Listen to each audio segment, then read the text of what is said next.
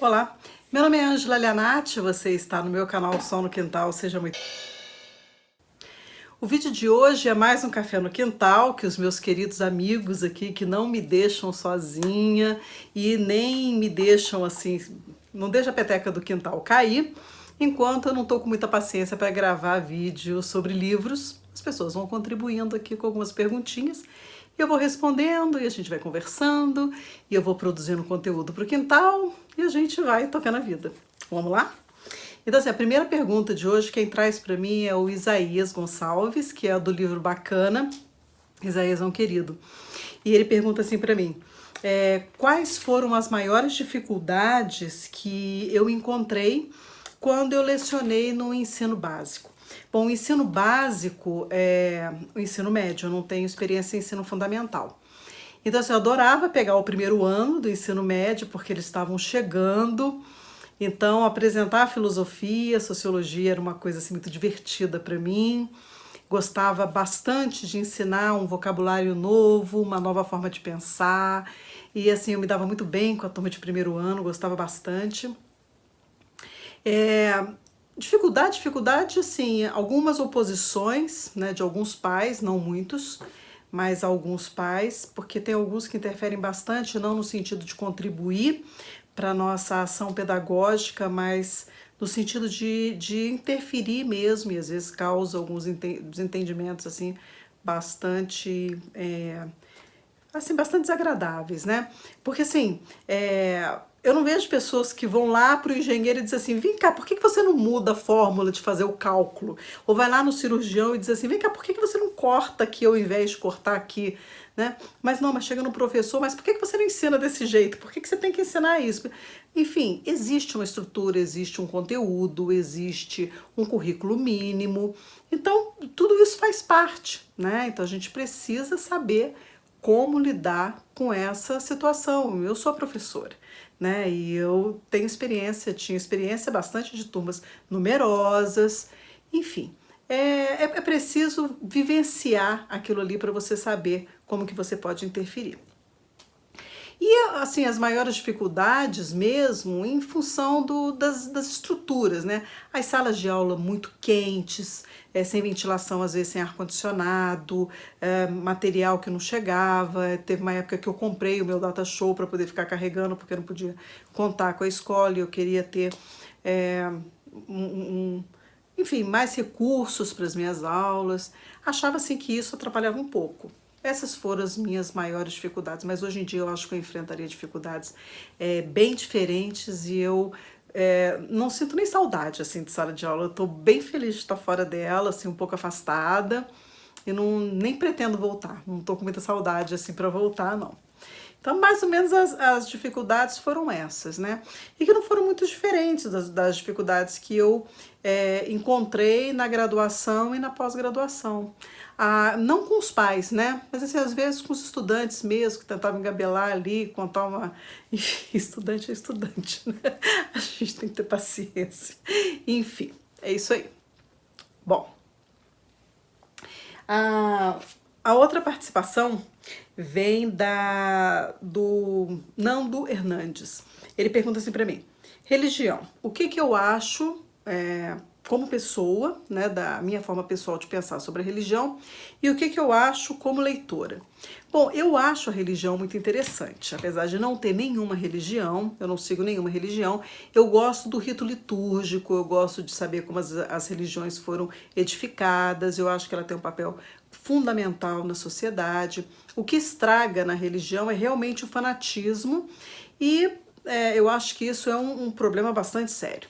Mas a religião em si, né, tudo que compõe, eu acho muito interessante.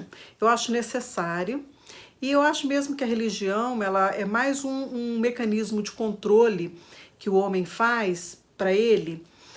E precisa ser bastante eficaz, porque o homem ele precisa de muitas normas, ele não sabe viver sem os limites, de uma forma livre, ele não sabe. Então ele precisa criar regras, então ele precisa se submeter a instituições, ele precisa se submeter a algumas coisas e alguns seres humanos, eles dispõem de um caráter espiritual, de uma espiritualidade, e aí eles precisam conversar com o divino. Então eles utilizam esses ritos litúrgicos através da religião. Então essa necessidade também o homem tem, o homem espiritual ele tem, então é mais do que necessário. Então acho a religião muito importante, mas o fanatismo religioso é que realmente estraga. Estraga a história toda, né? A outra participação é da minha queridíssima Manu Hitz. A Manu é uma graça de pessoa. E ela pergunta assim: se eu consigo me concentrar na leitura em ambientes barulhentos? Não. Nem ouvindo música. Eu tenho dificuldade de concentração, eu mato um leão por dia, eu tenho que realmente me organizar para dar conta de uma agenda assim por dia, de não... Daqui a pouco as coisas começam a me chamar atenção, até mesmo para eu falar, eu preciso focar ali e seguir, porque senão eu desvirtuo, eu saio do trilho. Então não, eu preciso de realmente um ambiente bastante sossegado para fazer a leitura, mas não sei trabalhar em ambiente ruidoso. E ela pergunta se você come e bebe durante as leituras, o quê? Sim. Às vezes é um vinho, às vezes café, às vezes chá. E às vezes eu gosto de ficar mastigando alguma coisa, né? Isso é um grande pecado pra gente que fica lendo, sentado, e aí... né, não se exercita e vai só engordando, isso é um problema bastante sério. Então, assim, ultimamente eu tenho evitado. O máximo que eu faço é tomar um café ou um chá enquanto eu tô lendo. Mas já estou evitando comer, eu estou evitando beber, principalmente vinho. Eu cortei bastante vinho. Então, assim, agora só final de semana, durante a semana eu não tenho mais bebido. Até porque estou chegando muito tarde em casa, então tenho evitado isso. Só mesmo final de semana. Então, para as leituras... não, né, assim, só café e chá, só isso mesmo, né? E aí ela pergunta assim também, né, você imagina o tipo físico dos personagens durante a leitura? Sim, eles têm para mim cara, cabelo, bigode, altura, peso, um perfil. Eu adoro construir isso nos personagens. Cada leitura eu transporto, principalmente as leituras de época, eu adoro pensar em como seria o cenário, eu construo isso. E até já disse aqui, né, eu acho que nenhum diretor ganha da minha cabeça, porque eu construo cada coisa. E aí, por isso é assim, um dos motivos também que eu não gosto de ler o livro e assistir o filme, porque eu já criei todo aquele cenário, aquele imaginário na minha cabeça. Então, quando eu crio, e aí eu também dou asa, né? E nem sempre o olhar do diretor coincide com aquilo que eu montei para mim. Então, às vezes, eu me decepciono, às vezes o filme é excelente e eu não gosto porque não tem nada a ver com aquilo que eu... Então, eu acho sempre que a minha versão é melhor. Egocêntrica. Mas é isso. Eu penso em tudo, monto todo o cenário, toda a vestimenta, o mobiliário, imagina a casa, imagina as ruas, imagina o bosque, imagina tudo que você possa imaginar. Então, pensar que pode ter desde uma história, imagina não só o tipo físico dos personagens. Inclusive, algumas características, assim, eu já imagino como é que poderia agir essa ou nessa situação, dependendo do livro, né? Se ele fica assim reverberando durante muito tempo, aquele personagem até cria vida, se eu fico pensando nele durante algum tempo. Então, sim, eu penso em tudo isso. E aí tem o Wellington até pergunta, até vou encaixar a pergunta do Wellington aqui, porque é interessante. Ele diz assim: o que eu acho dos personagens que nunca erram, só tem qualidade, discurso edificante na ponta da língua? Eu acho péssimo. Personagem que não erra, que não mete os pés pelas mãos, né? Que é perfeito, primeiro que não existe, aí eu começo a ficar meio com, né, aquela distância, porque eu passo a não acreditar no personagem.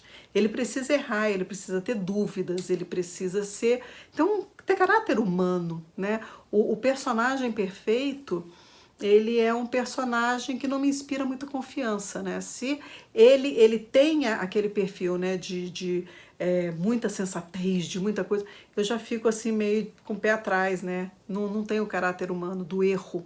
O erro que faz com que a gente conserte cada vez mais. Imagina uma pessoa que não erra. Como é que ela se constrói nesse mundo? A pessoa, as experiências ruins, elas nos ensinam mais do que as experiências boas. Às vezes a gente acerta em algumas coisas e daqui a pouco aquela experiência toma um distanciamento. E às vezes a gente tem um erro e aquela experiência anda aqui do lado para sempre lembrar que não é assim que se faz, não é desse jeito que você tem que agir. Então acho muito importante o erro na vida da gente. Não que a gente tenha que sair errando, mas o erro, em geral, nos ensina mais. Então, os personagens que erram, têm dúvidas, e são personagens que metem os pés pelas mãos, eles criam para mim, eles viram para mim um personagem de bastante confiança, que é aquele que vai tentar melhorar, ou já é pior a si mesmo, enfim. Esse personagem, né, que nunca erram, que tem uma resposta pronta na ponta da língua, esses aí eu não curto muito, não. Eu gosto mais do personagem que se constrói como pessoa mesmo, que tem esse caráter humano do ensaio e erro, e do aprendizado, e da vivência, e da sua edificação, né? Mais ou menos isso. Então tá bom, gente, esse foi mais um Café no Quintal. Muito obrigada mesmo por todas as participações de vocês. São todos uns doces, estão aqui comigo, não deixando a peteca desse quintal cair. E a gente produzindo conteúdo, estando sempre pertinho de vocês. Então por hoje é só, um beijo, até a próxima, tchau.